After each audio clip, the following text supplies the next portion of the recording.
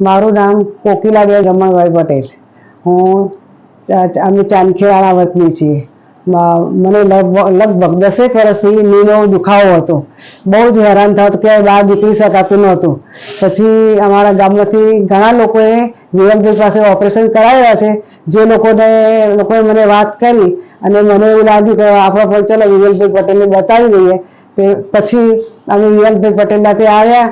એમને ની રિપ્લેસમેન્ટને સજેસ્ટ કર્યું કે તમારે ની રિપ્લેસમેન્ટ કરવું જ પડશે. પછી અમે નક્કી કર્યું અને ની રિપ્લેસમેન્ટ બહુ સરસ થઈ ગયું.